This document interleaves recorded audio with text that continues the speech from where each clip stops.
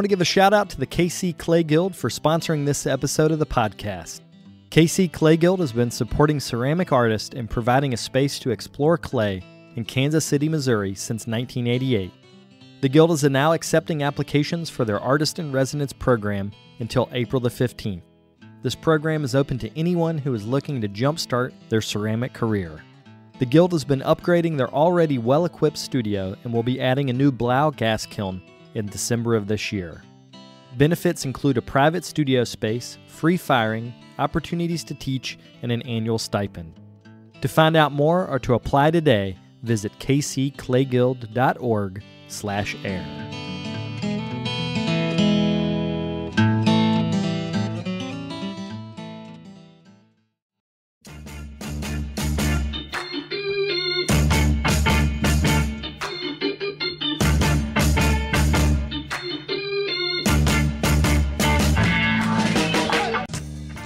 Welcome to the Tales of a Red Clay Rambler podcast, featuring interviews with culture makers from around the world. This is Ben Carter. I'm going to be your host. If you'd like more information on the show, please visit our website, talesofaredclayrambler.com.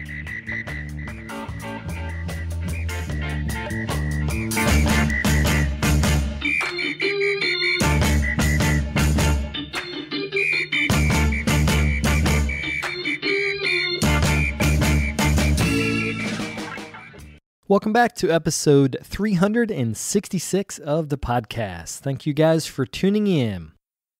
Today on the show, I talk with Wendy Gers, who is a scholar and curator that is based in London.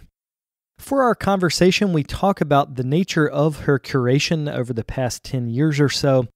We talk about a few exhibitions, but I wanted to highlight one called Post-Colonialism, which happened at the Benyamini Contemporary Ceramics Center in Tel Aviv. This is the focus of the second part of the interview, and there is a documentary that we mentioned a few times that I hope you guys will watch. It's a great complement to this interview, and it also gets to show you the artists that participated in that exhibition. To see images from all of her recent shows, you can visit her website. That's wendygers.org. Also wanted to do today's Amico Community Corkboard, which is in support of the Savannah Clay Community's SIP Cup Show. Renee Lepresti is this year's juror, and you can enter up to 3 submissions by the deadline on midnight of March the 31st. If you'd like to apply today, visit savannahclaycommunity.com. Also wanted to thank the folks that have been donating to this podcast. We are listener-supported, so I'd like to thank Jerry Wedd and Linda Ebbers for their contributions. If you'd like to get involved yourself, you can do so at the website. That's talesofaredclayrambler.com/donate. Without further ado, we'll get to the interview.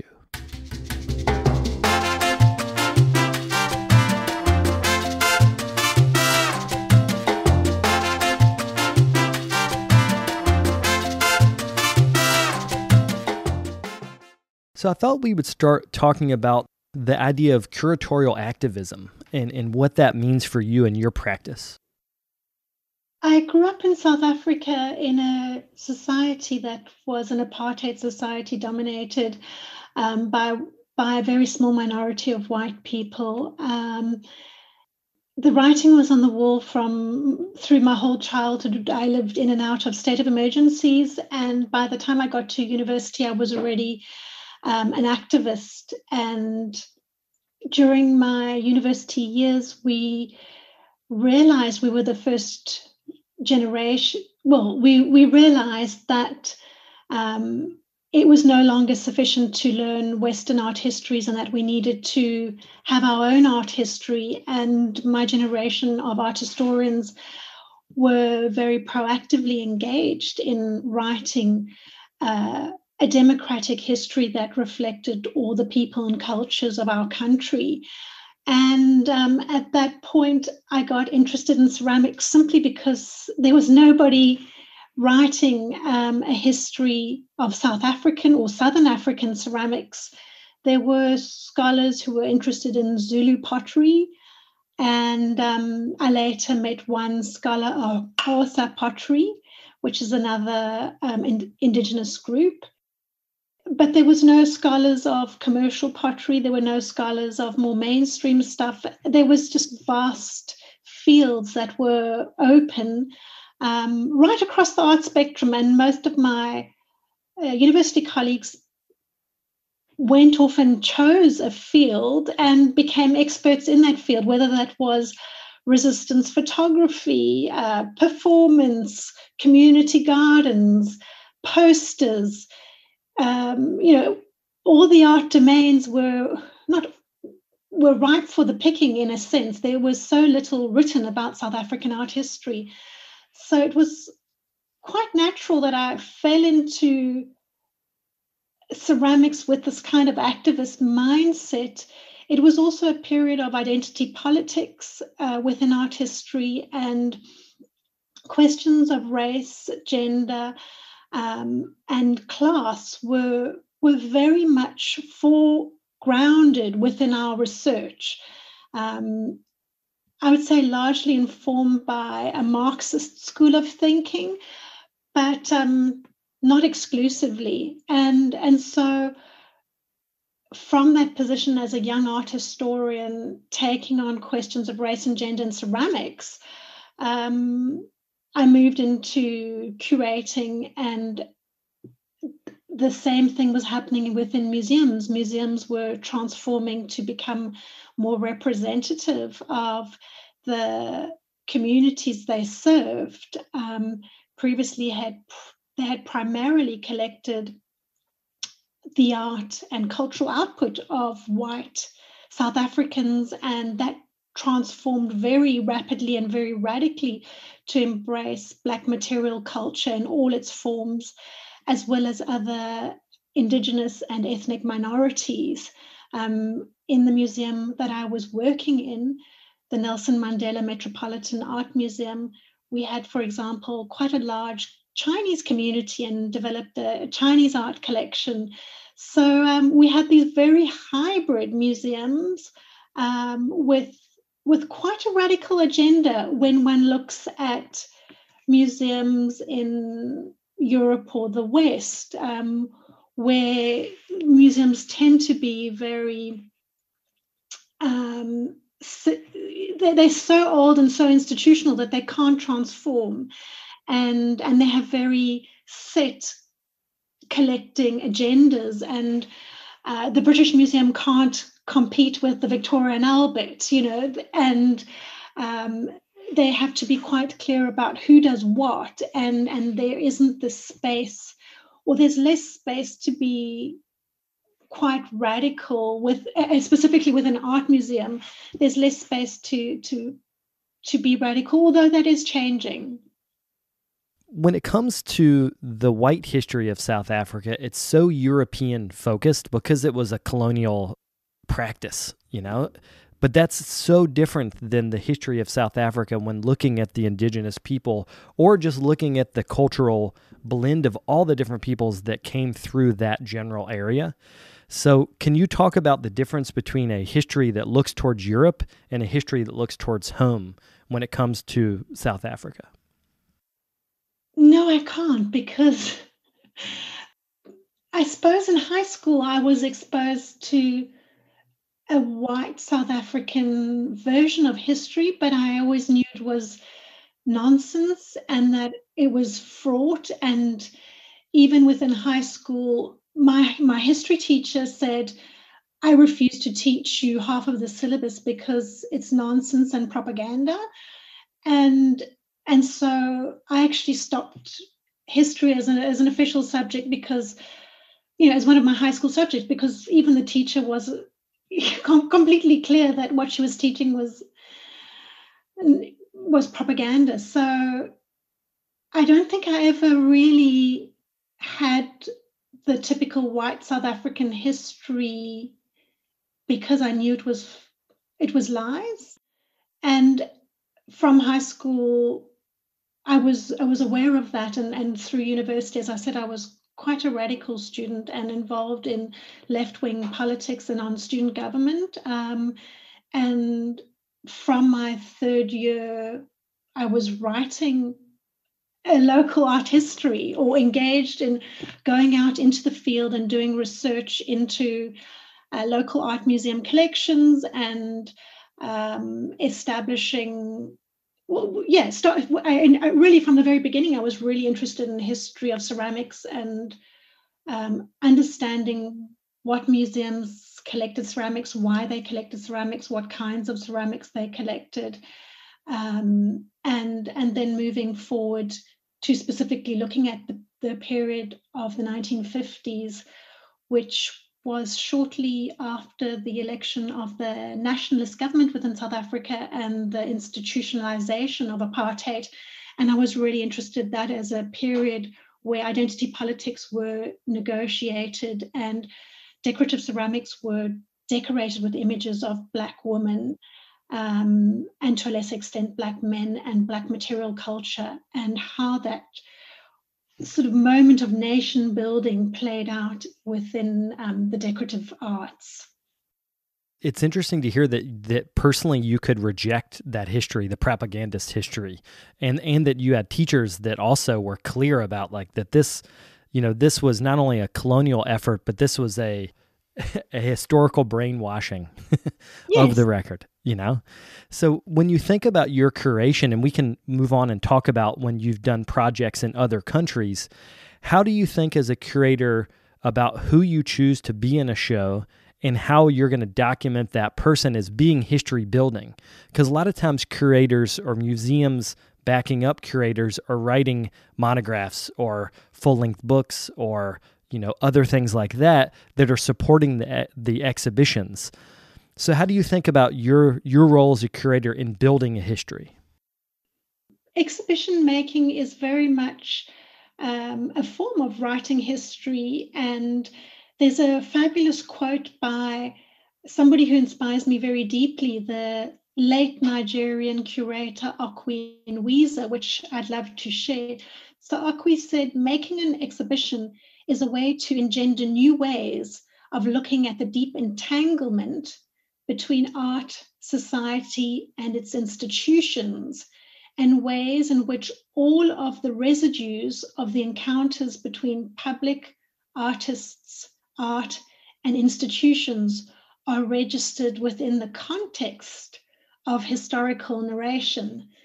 Now, that's quite a mouthful, but I really like this notion of curating as fostering new ways of looking at these entanglements between art and society and the institutions. And it's also an act of creating knowledge and registering this historical narration. So yes, I'm very aware of my responsibility as a curator, and it's something that I take very seriously. It's also something I've grown into. There's a huge responsibility, and I wasn't in the beginning, I wasn't aware of quite how much responsibility there is, but I am very aware of how important curating is in terms of creating platforms, and I'm a very militant curator in that in certain contexts I've fought very hard for quotas for women, 50% women, 50% for non-academic artists within certain countries. Within China, there's a real appreciation for artists who are associated with institutions, whereas I'm really interested in promoting artists who are not institutional and who are not with galleries. So I've actually never worked with a gallery in my life, and that comes with a price, of course. But I'm really committed to promoting women artists, to people of color, Blacks and minorities within my curating as far as possible, and that often comes with a price. Actually, it does come with a professional price. I was listening to a talk you gave at the York Museums Trust. I can't think of is that right? Yes. Okay, yeah. And you said that in South Africa, curating was a discrete process, like that it was, you would think you would work with artists and then the show would come out. But then when you were curating in China, and you've curated in both mainland China and in Taiwan, that it was a much more public process and that there was documentation of you as the curator.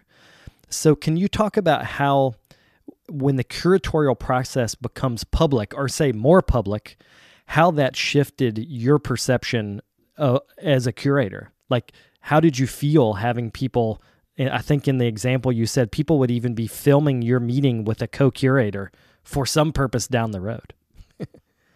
Curating is a difficult process because one has a vision of what one is creating. I often feel like a conductor with an orchestra, and I'm conducting 60 instruments, 60 artists to create micro movements within this broader symphony.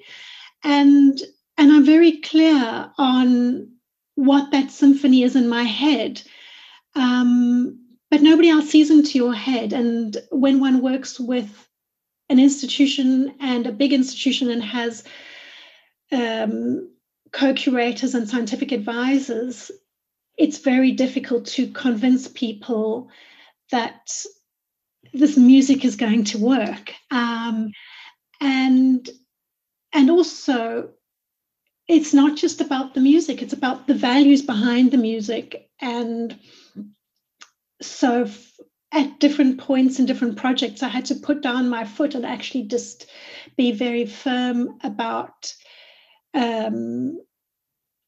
what my vision for that piece of music is. And that vision was about creating an edgy space for artists that were not established, to give them space and to bring new voices into the public domain. And particularly after China, a lot of the younger women artists that I fought really, really hard for them to be on the Biennale came to me and just said, you probably don't realize it, but you've made my life and you've made my career. And since that show, my career's taken off. And some of these women, I think of one in particular, had an MA from a German institution and couldn't break the glass ceiling within China, but being offered that opportunity enabled her to break this glass ceiling. And I think one often isn't aware as a foreign curator of all these glass ceilings that exist and cultural innuendos and dimensions. So one has to advance quite cautiously, but also trust your gut and fight for what you believe in terms of a space for new people to articulate new ideas in interesting and innovative ways, and not just allow established artists who are part of the institutional landscape to continue producing work that is relevant but has already been seen and heard extensively. As a curator, you're working in between scale of institution, like the Taiwan biennial and the Hunan biennial are both, like those were big deals, and that was like a, big institution, big support, a lot of images, movies, interviews, like it's a production. But then there are other shows that you've curated where the art center is smaller, but that it seems like that maybe was more impactful because of your ability to convey the values you wanted in the core concept of the show. So can you think about like the difference between working with a really large museum and a smaller art center or smaller museum, and what that affords you as the curator? Big museums, big budgets don't necessarily translate into impactful shows. That is what I've learned. And smaller institutions and working with with communities who've really bought into your vision is far more impactful, because when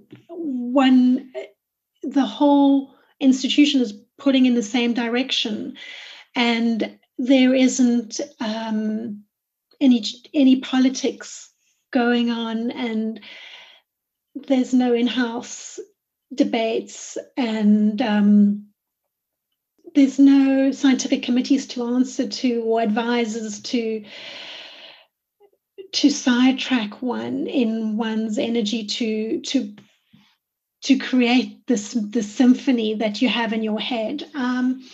So yeah, I've really enjoyed working with smaller institutions and having everybody on board, and really I sort of feel that with a small institution, it's so much more impactful because one is all moving together at the same pace, and that score, everybody can hear that score and is really part of that process of making that symphony happen. Or working with both has its benefits and drawbacks.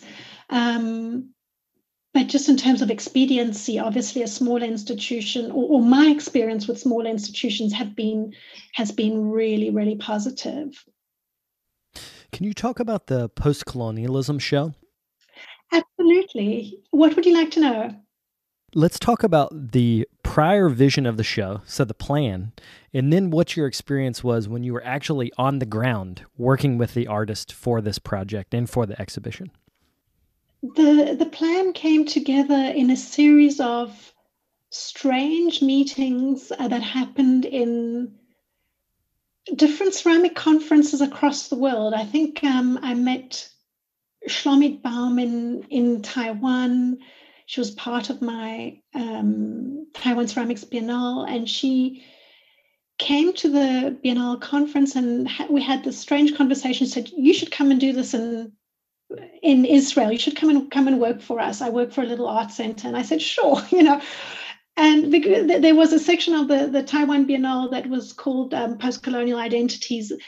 Taiwan has a colonial history with Japan, and I thought it was a really interesting concept that hadn't been explored. And it was a concept that I could really pull South American countries into, I could pull African countries into, and as well as Asian countries. And it was really a space for artists from different countries to speak together, and for interesting work to be made, and engage with these post-colonial legacies. So yes, I met Shlomit in Taiwan. She said, you should come to Israel. And I said, ha, ha, ha, what post-colonial legacies, what a crazy idea. And she said, no, we'd actually love to work with you. And so I said, sure, pull together a proposal, put some money on the table, and let's talk about it. And I just thought it was a bit of a joke. And then I was at IAC Congress in Dublin, and they approached me and said, let's have a meeting. Our board is here. And I said, sure. And I had a meeting with them. It was very stilted, and they seemed quite serious. And we had a conversation that then continued, I think, in Sika, Kansas City. I met the team again, and we had a series of meetings in different conferences around the world. And things in Israel got worse and worse. And then they sent me a contract, and I had a bunch of funders on board. And I said, okay, let's take this forward. But I'd only be prepared to work with you, if this project is really international and diverse, and that we can have participants from Africa, Asia, Middle East, and the Americas, and also that we have Palestinians on board. And they said, sure. Within Israel, there's something called BDS, the Boycott, Divest and Sanctions Campaign, and Palestinians don't collaborate with Israeli institutions. Benyamini is an independent foundation, but does receive some funding from the Tel Aviv City Council, and as such is viewed by many Palestinians as complicit with the Israeli state. So it was very difficult to start those negotiations.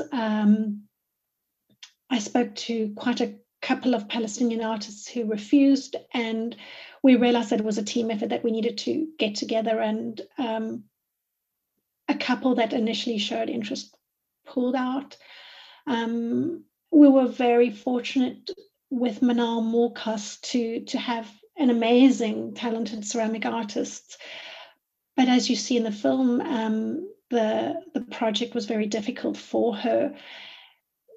Just to backtrack a little bit, as part of the project, we set up a reading group and shared resources among all the artists, so that everybody was reading a variety of literature concerning settler colonialism.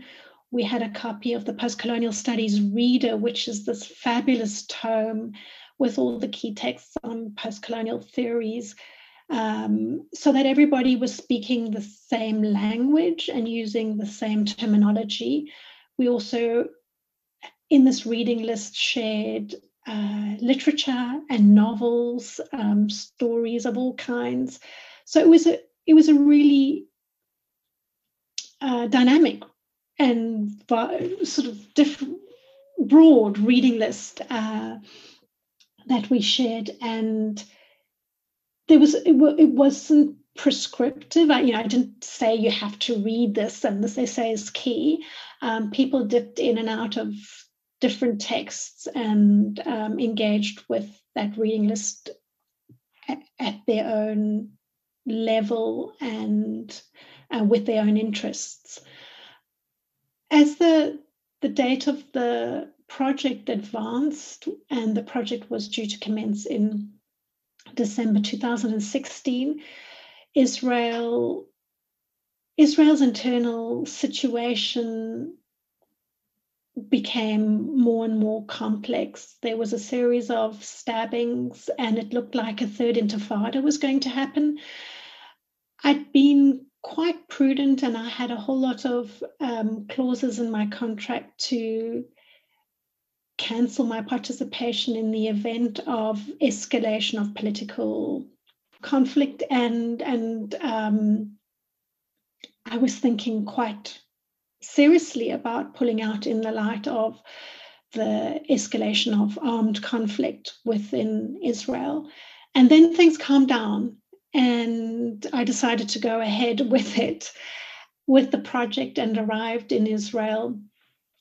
I worked with the team on the ground for 3 weeks with the 19 artists, and it was a very moving process, a very difficult process for me. It brought up a lot of kind of issues that I had around settler colonialism and occupation, and a lot of the artists were struggling, or especially the international artists were struggling with guilt, with anxiety, with the reality of living under occupation. Everybody was living in different places. Shabani was living in a Palestinian village where there were, and you would have seen in the film, every Friday there were protests and big fires were being burnt every Friday, and the situation was very tense. So the different artists had different responses to the situation, and very much, whether they were the Israelis, the Palestinian, or the international artists were using me as a therapist, or I sort of came in and they just all offloaded on me, and I didn't have somebody to offload onto. So it was a very difficult kind of managing all the anguish and trauma and emotions around the project. And very clearly, we'd chosen this term post-colonialism, we'd put a hyphen, there was a question mark, and it was really initially aimed to acknowledge the 30 years that had lapsed since the public or the writing of Edward Said's Orientalism. And Edward Said was a Palestinian scholar who wrote this, fabulous text, and really the first post-colonial theory. And we were the idea was to question what could come after this colonialism and reimagine new outcomes, and think through what could be that post.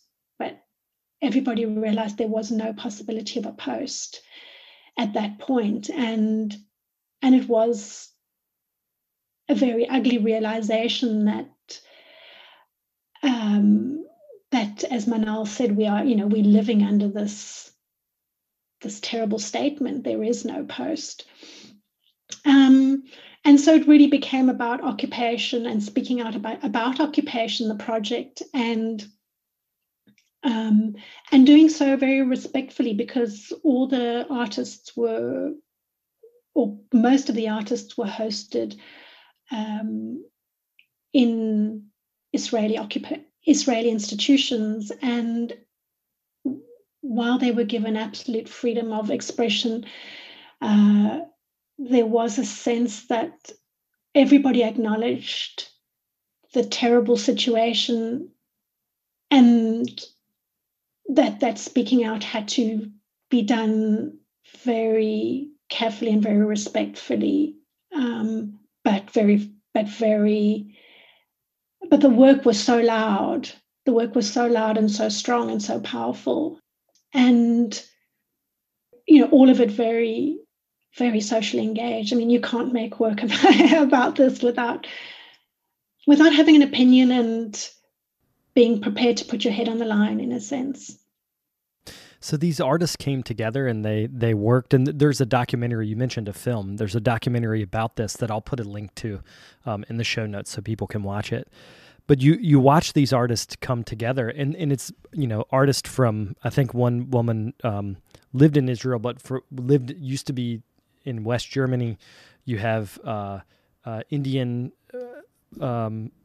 artist who is, her story is in relation to British colonialism. You have all these people from different countries who have experienced colonialism in their own way, but then you have put them all in a space in which it's almost like you pick the perfect time, the perfect place for this to happen, but it all could have failed and blown up, either with political unrest, with all just the logistics of a big show like this.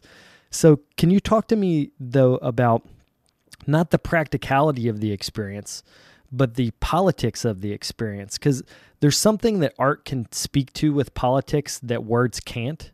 So as a curator that had a vision and put the show on and saw the actual art that the artist made, what could that art do, and what could that art say that a journalist can't say through writing, or that even a historian can't say through writing? Like, what's the power of art in that specific time and place? That show was the most popular show that the Benjamini had ever put on. It was their first political show as well.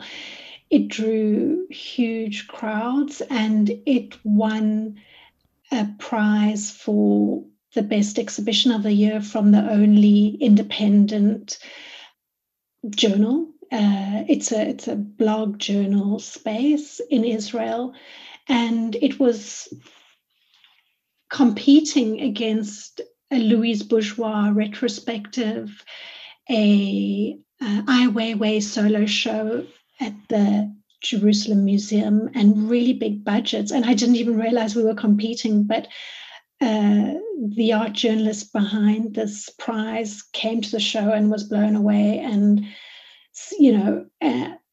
we had this pithy budget compared to big national institutions, which have very big national and international fundings, and we won this prize. So yes, art has power. Art can change people. Art changes people. It has the capacity to say so many things. I love the term agency. Art has agency, and it speaks to different people in different ways, and no two people obviously understand an artwork or experience an artwork in the same way. And that's the power of it. And in a sense, the power of curating is putting together this narrative and an experience that is a spatial and temporal experience where different artworks talk to each other in different ways and articulate meanings in a spatial temporal kind of construction. And one creates these narratives as a curator in one's head and plays them out, a bit like the symphony that I said. There's a sort of line that goes through one's head as one constructs these narratives, but they are understood in very different ways. And I try and I have fairly short text wall panels. I try and keep that to a minimum so that people can spend time with the work and not reading extended labels, and that doesn't over-determine how an exhibition is understood. And I also think that one has to be careful of preaching to the converted. So I felt that the title Post-Colonialism was quite a curious title and would draw in a wide variety of people. The exhibition was also very radical in that the labels and the texts were written in English, Hebrew, and Arabic. And at that point, it was actually, and it is illegal for Israeli institutions to have text in Arabic. So that, simple things were quite radical. And the institution was very generous in that I came from a tradition where everything had to be bi or trilingual. In South Africa, we always had the local African language as well as English and Afrikaans.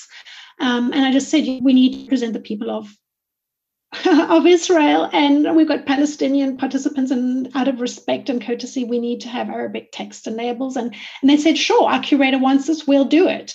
And they found the right translators and editors, and we got everything translated into English, Hebrew, and Arabic professionally, and that was amazing. And the other big win, in a sense, which may be invisible to non-Western participants in a sense, was there was a lot of talk about identity. Obviously, Manal is not allowed to call herself Palestinian, although she lives in an occupied Palestinian town. She is only allowed to call herself an Israeli Arab. And she doesn't identify with the state of Israel as an occupied citizen. And she calls herself and believes she is Palestinian. And so we had this big conversation about naming, and we opened up this discussion to everybody and said, what is your nationality and how do you want to be described? So Manal was a Palestinian, and Modisa Tim Motsomi from Botswana requested to be a Motswana, and a Motswana is the polite form for a male from Botswana, and so he's Motswana. And Rock Wang from Taiwan asked to be called Taiwanese and not Chinese Taiwanese or China, and so it was a very respectful and quite radical show in that people chose their nationalities, and in some instances, one could say some of those are absolutely fictitious, but they're also dreams of independent homelands and territories and an existence that corresponds to their own cultural identities. So when it comes to putting on a show in a state that is actively occupying another state, that's tricky. I think it's morally tricky, but I don't want to think that was your consideration. What were the things you had to determine so that you could go work in Israel? Do you mean philosophically or philosophically? Because we've talked about some of the practical parts of putting the show together, Sure, but I think as someone who is very aware of settler colonialism, like you're going and having a show in the state of Israel, and that means something. So how did you philosophically get past that to move forward with the show? Everybody had that moral dilemma about complicity with occupying force and being part of an institution that is Israeli and receives funding from the Israeli state. Not all of their funding is from the state. In fact, it's a fairly small percentage, but nevertheless, it is an Israeli, and we were, and there was that sense of, is what we're doing complicit or not? And I think everybody was clear that this was about speaking out against occupation, and that was the message of the show. And as such, there was, I don't want to say no complicity, but the goal and the vision of the show was to speak out, and that we did that loud and clear. So, Ben, I think one of the most important outcomes of the project in Israel, besides the prize, besides touching lives of artists all over the world, besides this incredible film that's been seen by thousands and thousands of people all over the world, and on a very personal level, was the opportunity for me to really theorize what had happened and take this notion of the cry rate, which started as a joke, leveled at me because I was crying all the time in front of the camera and very emotional, and take this concept and really think about it and own it, own the fact that curating involves massive emotional labor and a massive personal stress and strain of not just professional, but on a very personal level, and that the personal is deeply political.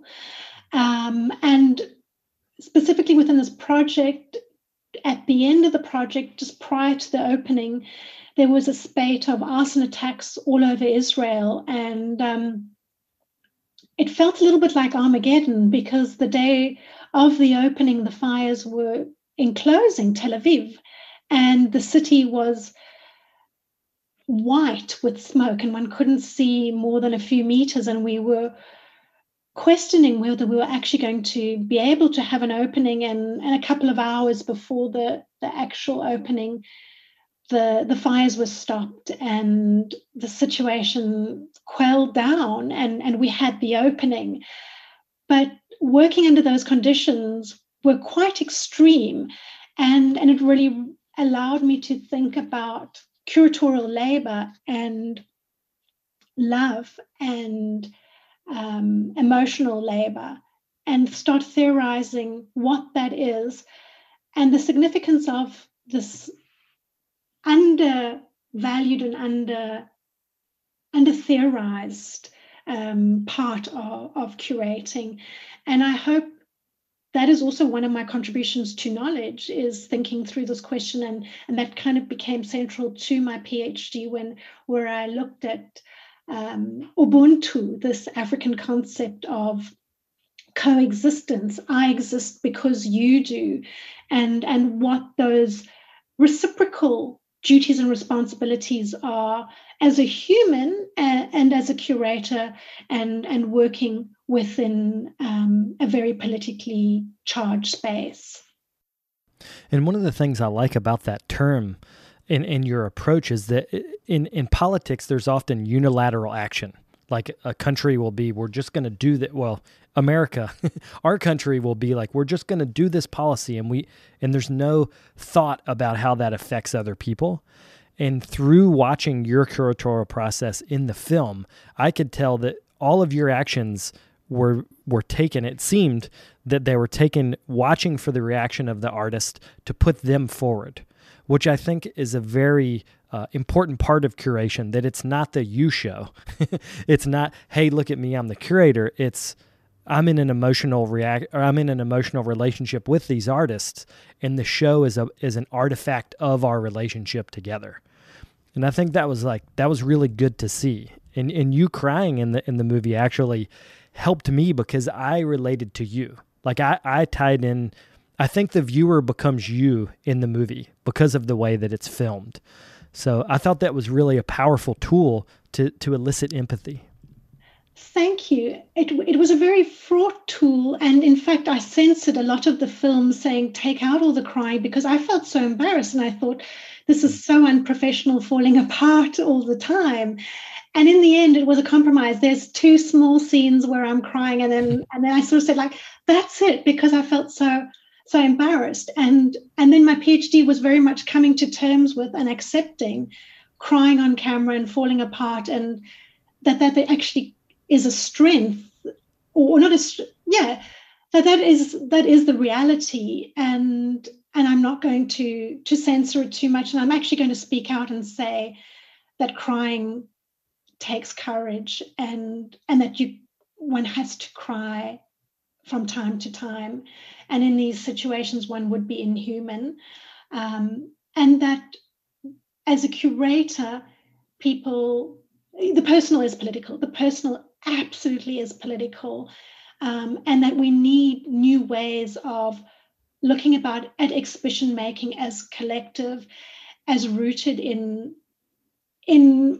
personal visions and personal values, and how that translates into something that reflects communities and can change communities. So when it comes to emotion, like in the film or in those experiences, you weren't trying to cry. Like this was your in the moment interaction with the immensity of this situation you were in. How do you, after the fact though, carry that into writing? Because with a dissertation, you're one step removed from the emotion. So how did you then convey that, or how do you convey that for any exhibition after the fact? Because writing sometimes is so, it doesn't have to be, but art history can be so unemotional sometimes. Oh, absolutely. And it's dry and dusty. I really looked at the whole question of emotional labor, and this concept is, or has an association with women's work, women's work and nurses' work, which is completely undervalued. But what's happened is that curators and artists have now become the new social worker. And more and more so, art is used as a band-aid for social problems, and used as, in a sense, a lot of art projects, I feel, are the pressure valve on pressure cookers. You bring in a curator and they blow off steam, they allow people to express themselves, they allow a lot of anger, they allow a lot of anguish out, they create spaces for dialogue, they do amazing things. But essentially, you're kind of an artistic social worker, and nobody's talking about that, nobody's acknowledging the cost of that. And that element of curating, there's this sort of notion that you bring people together and you make work, and that work happens and it gets stuck on the wall. But in reality, that isn't at all what curating is, and particularly the way curating is moving into socially engaged practice. It's not that at all. And there needs to be a real recognition of what curating is, and the professionalization of that aspect of curating needs to happen. Psychologists, when they work with trauma victims and when they work in difficult situations, have psychologists that work with them, and they have teams, and they have very, very clear protocols for managing their stress and anxiety. Curators who are working in very similar situations are not trained in managing groups of people, or even their own emotions within these contexts. And clearly, I feel curatorial education is lacking and needs to be starting to move towards an acknowledgement of the emotional labor involved in this field, and advancing strategies to support curators and artists as they basically become the conscience of society and the social workers of society. And I have a feeling because you're the one noticing this, you'll be the one writing about the need for the larger curatorial community to embrace this. So I look forward to seeing maybe an article in the future about this. Thank you very much. Yeah, certainly. It's not on the cards at the moment. The PhD is out there. It's out there. I'd love to develop it when I have the resources and the time. At the moment, my priority is screening our field, and that's the space where I'm working at the moment. Well, it was a beautiful show from what I could see. It was also a beautiful documentary, so I hope people will watch that. I wanted to kind of do a part 2 of the interview where we switch gears and we talk about your work in the green movement or in environmental practice with ceramics. So can you talk about your interest in that and also projects that you're launching that are a part of that? Thanks for this question, Ben. I've been very interested in the space between environmental movement and occupational health and security for many years. When I started researching my MA thesis over 25 years ago, I was interviewing elderly Black pottery workers who had worked in the ceramics industry from the 50s and 60s. So they were in the early 90s. They were at the end of their life, and most of these elderly Black men were suffering from silicosis, asbestosis, and industry-related illnesses from working in the ceramics sector. During that period, there was extensive asbestos use as a building material. Ceramics bats were asbestos, shelves were asbestos, roofing was asbestos. But not just that. In one of the potteries I researched, they were using uranium to make a beautiful yellow glaze. And, there was just a complete lack of responsibility and a lack of knowledge, probably mostly a lack of responsibility on the part of the owners. The pottery, or two of the potteries that I researched, were owned by white owners and primarily had Black staff as designers, makers, and on the factory floor. And so there was, a race issue. And I realized that my project was becoming more and more a workers' history. And the book that I wrote, called Scorched Earth, A Century of Southern African Potteries, was very much about writing these histories of these dying artisans and ceramic sector workers, because I was the first and last person to ever interview them. And there was a huge sense of responsibility with that. And I was very concerned that it was too late. It was just too late. And the industry died as well with these people. There wasn't a generation to educate the ceramics industry within South Africa, as United States and United Kingdom and Europe has all relocated to Asia.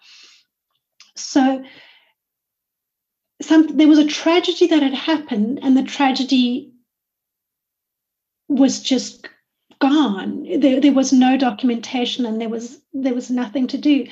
When I came, so I wrote this book, and I celebrated the lives of these 300 odd Black workers, and it was very much for me a socially engaged workers' history, about writing these people into the history, and an act of militant memory making and militant history writing to acknowledge this tragedy.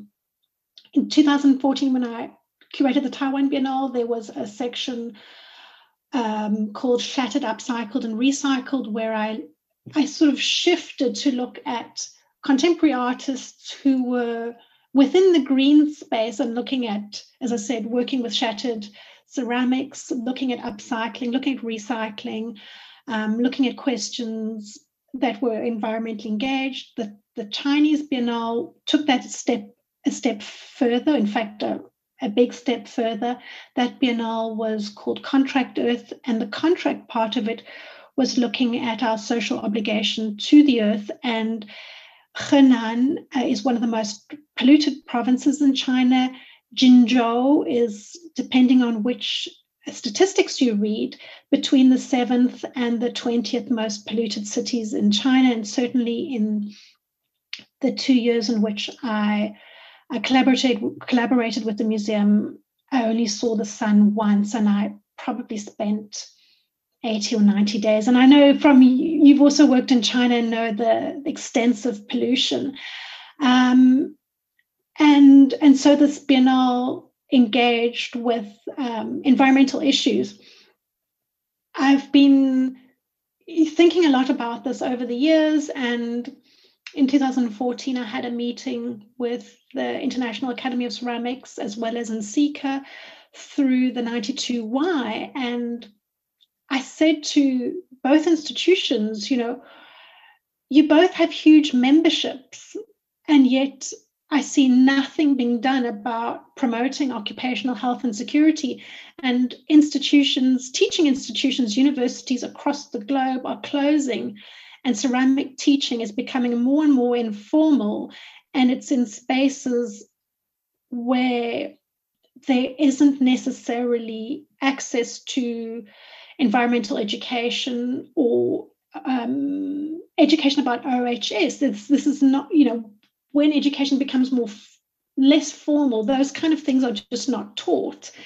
And I was very concerned about it. And both NCECA and ISC said, yes, this is very important. And nothing ever happened. I kind of kept hammering on about the importance, because in China, I also saw people dipping plates by hand into lead glazes, and was very appalled at the situation of the outsourcing of ceramics industry into China and the poor labor conditions. So I guess what I'm speaking about is quite different things. On one level, it's artist practices and environmental advocacy, and on another level, it's institutional responsibility, and that institution is educational institutions, teaching spaces, formal and informal, and the importance of environmental management within those spaces, as well as occupational health and security. So after rallying and shouting and knocking on lots of doors for a very long time, I believe the meeting I had with the 92Y, NCECA and the International Academy was in 2014. Nothing's been done. I'm on the NCECA Green Task Force, and we're working very hard on developing educational materials. But I've decided to take that a step forward and create a platform for educating and certifying artists, studios, residencies in best professional practices in occupational health and security and environmental management. And this is a small startup that I'm setting up, and I'm hoping to grow, obviously, and to allow artists to facilitate the education process, and also facilitate an accreditation of artists and artist spaces or clay spaces, so that artists can sell their work with pride, saying, I'm doing what I can to reduce my impact on the environment, and collectors can buy work that is certified, and they can know that in buying this work, they're buying something that is special, and artists can charge higher prices for their work, because it's a marketing tool. It's a label that speaks about making a difference. What's the name of this project? It's called Clean Green Ceramics. Very simple. And the clean is the OHS and the green is environmental management. And the sort of, I've been looking at different models for many years. One of the very big leaders in the United States is LEED, which is green architecture. Within the rest of the world, in the manufacturing sector, there's the ISO, the International Standards Organization. And really, I've been borrowing from lots of different sources and speaking to artists, sustainability experts, environmental consultants to start putting together a framework for evaluating these matters and being able to, in the longer term, create some kind of a carbon calculator for different practices, and not look at carbon offsets. I think that's going out the back door. It's sneaking out the back door. It's not facing the problem head on. Looking at how we can take practical steps to implement reducing our carbon footprint and our environmental impact, because it's not just about carbon. It's right across the board. It's air pollution, it's water pollution, it's extractive materials in ceramics, and the terrible global footprint of the mining industry and shipping clay from New Zealand to the United States and across the globe, the terrible impact of that.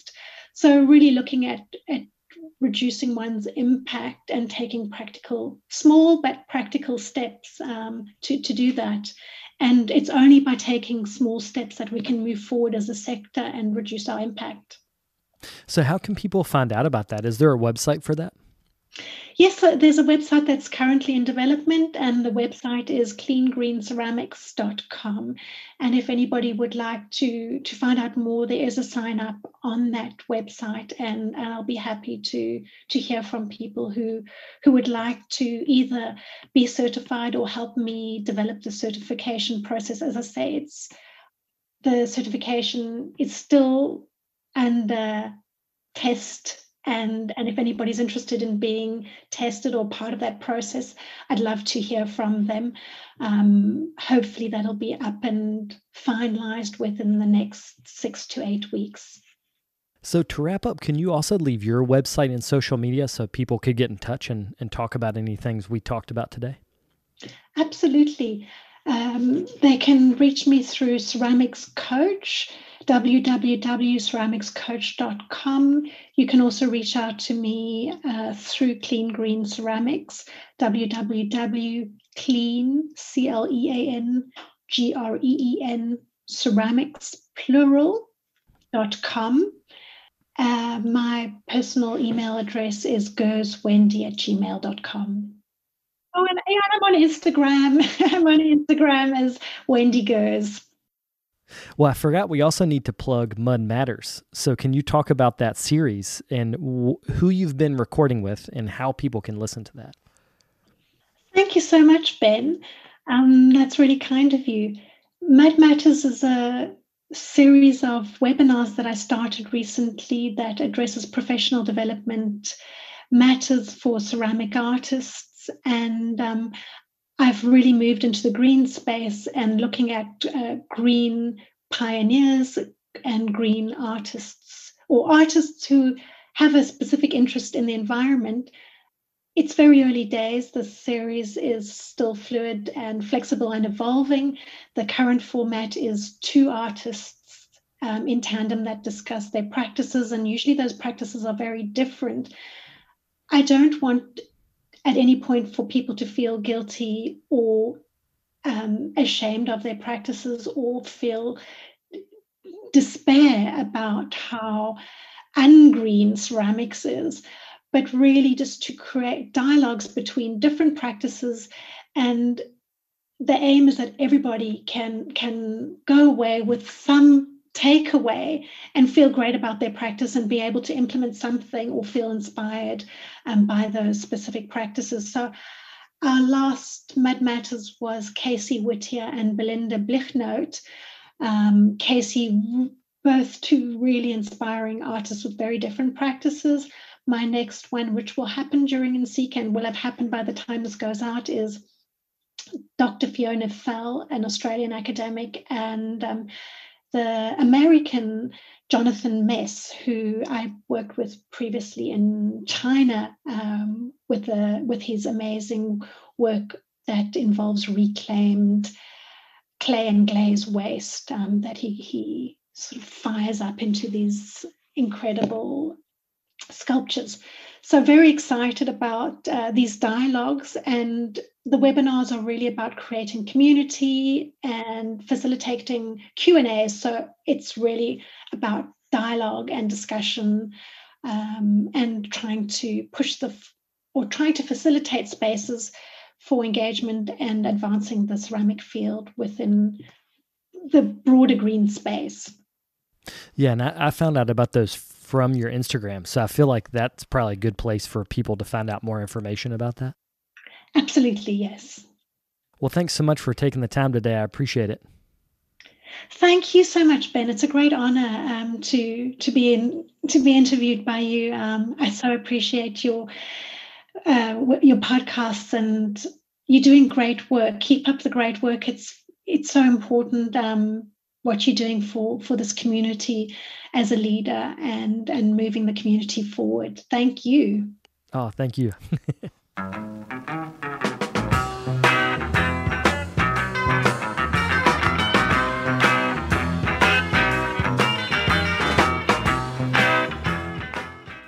I'd like to thank Wendy for taking the time to do this interview. It was a pleasure to chat with her.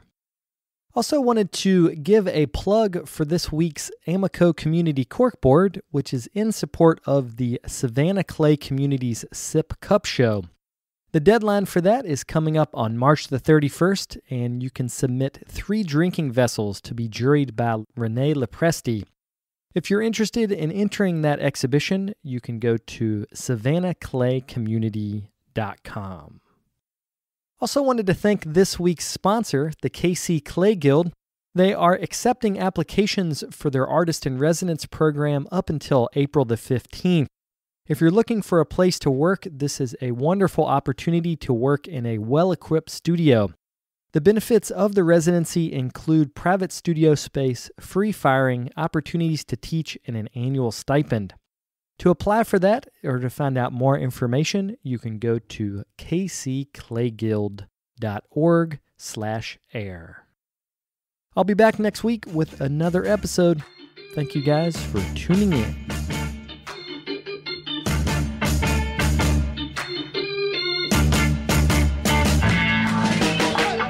If you'd like more information on the artists on the show, or if you'd like more information about the workshops and events that I'll be having in the next couple months, you can follow me on Twitter, Instagram, and Facebook under Carter Pottery.